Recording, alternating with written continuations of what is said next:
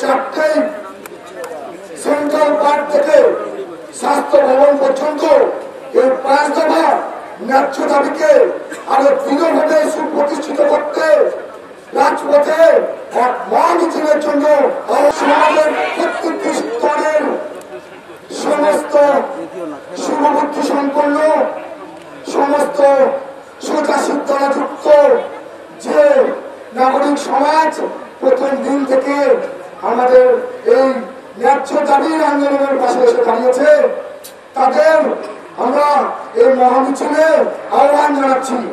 আজকে আমরা যেটা দেখলাম, সিজিও কমপ্লেক্সে তদন্তকারী আধিকারিক তিনি 8টার কিছু সময়ের মধ্যেই 8টার পরে কিছু সময়ের মধ্যেই তিনি এসে পৌঁছেছেন। তার সঙ্গে সঙ্গে প্রস্তুতিও শুরু হয়ে গিয়েছে। তার কারণ অভিজিৎ মণ্ডল টালা থানার ওসি, তাকে আজকে আদালতে পেশ করা হবে শিয়ালদা আদালতে, এমনটাই সিবিআই সূত্র থেকে জানা যাচ্ছে এবং হেফাজতেও তারা চাইবেন এমনটাই কিন্তু সূত্রের খবর। কিন্তু কেন তারা গ্রেপ্তার করলেন, যেটা তদন্তকারীরা জানাচ্ছেন যে এই ঘটনা হয়ে যাবার পর যখন তদন্তবার সিবিআইয়ের হাতে আসে, বারংবার তারা ঘটনাস্থলে গিয়েছেন, বারংবার ফরেন্সিক বিশেষজ্ঞরাও ঘটনাস্থলে গিয়েছেন। তাদের প্রাথমিক যে অনুসন্ধান, সেই অনুসন্ধান থেকে তারা ইতিমধ্যে সুপ্রিম কোর্টেও জানিয়েছেন যে অল্টার করা হয়েছে, তারা মনে করছেন ঘটনাস্থল। এবং তার পরবর্তীকালে এই যখন তারা এই বক্তব্য সুপ্রিম কোর্টে রাখেন, তারপর থেকেও কিন্তু আমরা দেখেছি বেশ কয়েকবার, কমপক্ষে প্রায় 10-12রও বেশি সময় যারা সিবিআই এবং ফরেন্সিক তারা ঘটনাস্থলে যান। কিন্তু তথ্য প্রমাণ সংগ্রহ করতে গিয়ে তারা দেখেন যে বয়ানগুলো নেওয়ার জন্য প্রচুর ব্যক্তিরা যারা সেখানে উপস্থিত ছিলেন বা যারা বাইরে উপস্থিত ছিলেন এই ঘটনা সংক্রান্ত বিষয়ে জানেন, তাদের যখন বয়ান নেওয়া হয় তার মধ্যে সামঞ্জস্য ছিল না বা কিছু গরমিল ছিল তারা মনে করছেন।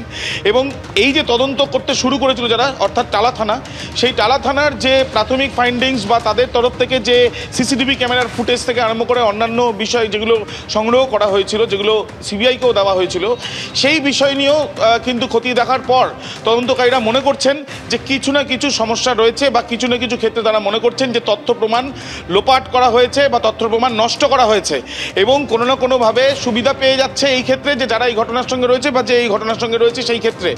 এবং সেই বিষয়গুলোকে ভাবনা চিন্তা করেই তথ্য প্রমাণ তারা হাতে রেখেই গ্রেপ্তার করেছেন টালা থানার ওসিকে। অফিসার ইনচার্জ গতকাল দুপুর 3টের সময় তিনি এসেছিলেন এবং তারপর রাত্রিবেলা তাকে গ্রেপ্তার করা হয়।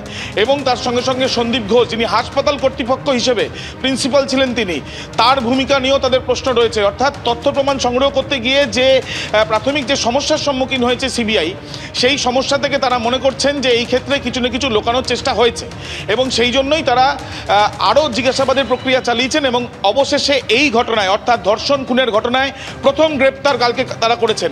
এবং কাকে গ্রেপ্তার করলেন? কলকাতা পুলিশের টালা থানার ওসিকে এবং তার সঙ্গে আরজি করের প্রাক্তন প্রিন্সিপাল সন্দীপ ঘোষ, যিনি বর্তমানে প্রেসিডেন্সি কারেকশনাল হোমে রয়েছেন সিবিআইরই অন্য একটি মামলায়, তাকে গ্রেপ্তার করা হয়েছে, তাকে শোন অ্যারেস্ট করা হয়েছে। এই দুজনকে আজকে আদালতে তারা পেশ করতে পারেন কিভাবে?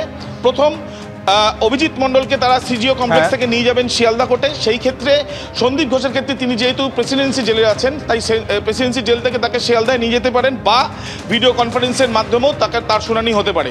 আদালতে সিবিআই এই গ্রেপ্তারি সংক্রান্ত কি তথ্য দেয় এখন সেটাই দেখার। ধন্যবাদ।